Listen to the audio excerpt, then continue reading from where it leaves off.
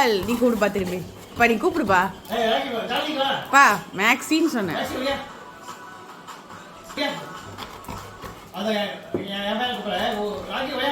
அவ்வளோதான் சண்டைக்கு ஆரம்பிச்சிட்டாவ சண்டைக்கு கூப்பிட்றா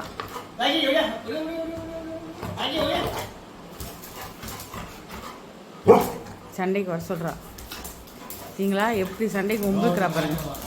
3 பேர் 2 பேர் சேர்ந்து ஒருத்தனை தாக்குறாங்க பாருங்க தம்பி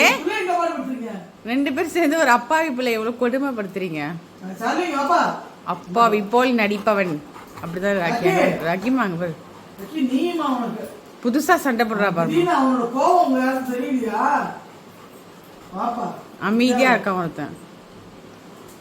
பத்தியா உங்களுக்கு நான்